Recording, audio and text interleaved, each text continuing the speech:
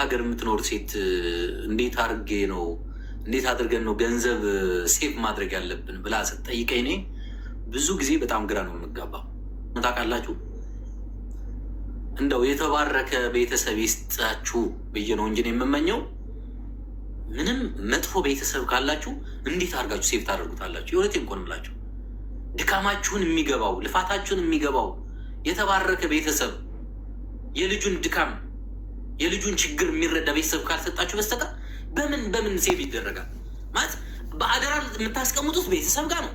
ሰርታችሁ የምትልኩት አምናችሁ እንግዲህ ወላጅ አለኝ እህት አለኝ ወንድም አለኝ ብላችሁ ወደ ቤተሰብ ነው የምትልኩት። እነዛ ቤተሰቦች ፈጣሪያቸውን የሚፈሩ የልጃቸውን ድካም የሚፈሩ ካልሆኑ በስተቀር በምን ሴቭ ሊደረግ ይችላል?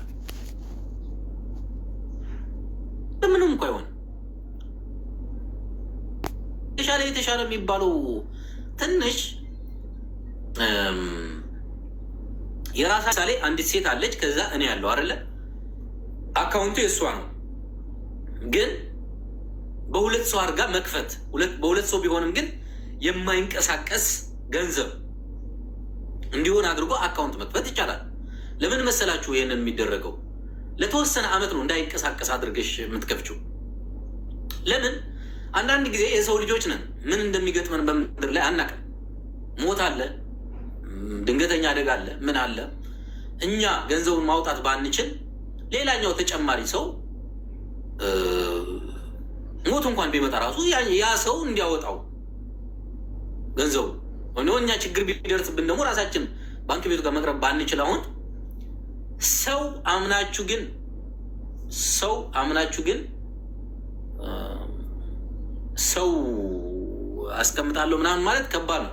ግን ሌላኛው ሴቭ ማድረጊያ መንገድ ግን ብዙዎቻችሁ በነገራችን ላይ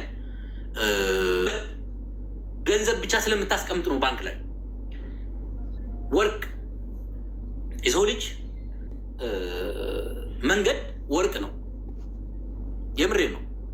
ወርቅ ቀላል ልታደርጉ ትችላላችሁ። እቁብም ተውት፣ እቁብ አትበሉ። እቁብ ሰው ሊክዳችሁ ይችላል፣ ምናምን ሊጠፋባችሁ ይችላል፣ ሊሰወር ይችላል።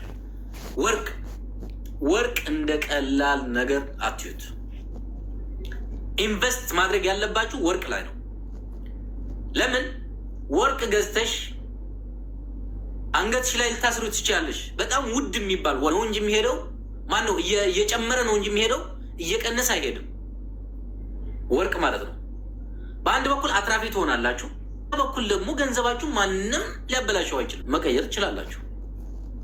መሬት ምናምን የምትሉ ሰዎችም አላችሁ። መሬትም ጥሩ ነው፣ ግን መሬትም ደህና ቤተሰብ ጥሩ ቤተሰብ ካላችሁ ነው። ባይዘወይ ደህና ቤተሰብ ሲኖራችሁ ነው።